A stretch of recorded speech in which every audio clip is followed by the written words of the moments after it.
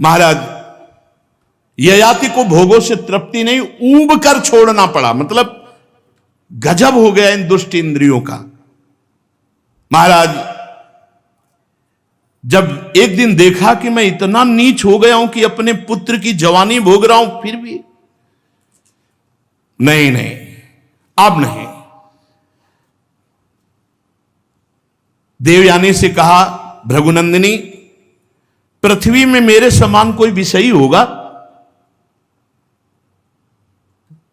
इंद्रियों का गुलाम हो चुका हूं, कोई परमार्थ की वृत्ति नहीं रह गई, केवल विषय सेवन, अपने पुत्र की भी जवानी भोग लिया, आज तक कभी तृप्ति नहीं हुई।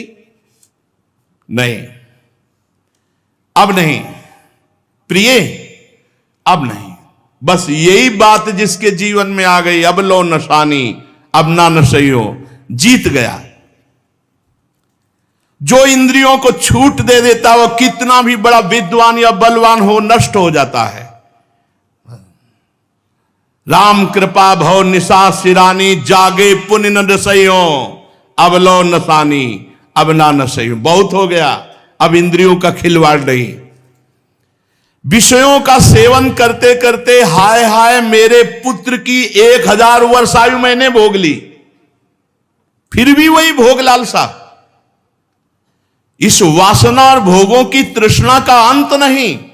आज मैं परमात्मा को साक्षी करके निश्चित करता हूं कि आज के बाद इन भोगों को स्वीकार नहीं करूंगा। यही जय है, जिसकी समझ में जब आ जाए और निश्चय कर ले, वही जय है।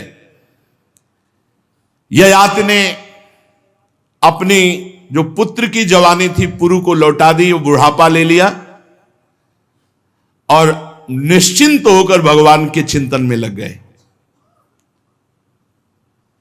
दक्षिण पूर्व दिशा में द्रुहि, दक्षिण में यदु, पश्चिम में तुर्वस, उत्तर में अनु को राज्य देकर अपने सिंहासन पर पुरु को बैठाला और आप सब कुछ त्याग कर वनवास ले लिए।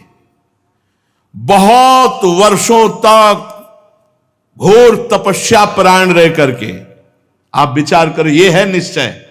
जब छोड़ दिया तो छोड़ दिया, चल दिया। बहुत कठोर तप करके वन में जाकर समस्त आसक्तियों का त्याग करके, आत्म साक्षात्कार करके, त्रिगुण में लिंग शरीर को भस्म करके परमात्मा वासुदेव की भागवतिक गति को प्राप्त हुए महाराज ययाति, जो बड़े बड़े संत जन प्राप्त करते हैं। स्त्री पुरुष परस्पर मोह के कारण, ये जो आसक्ति के कारण बंधे रहते हैं, इसी से आत्मबोध नहीं हो पाता। ये हंसी खेल नहीं है माया मोह का त्याग करना। स्वजन संबंधियों का जो एक जगह इकट्ठा होना, उनका आकर्षण होना, ये बहुत बड़ा माया का फंदा। इससे अलग होना बहुत कठिन है।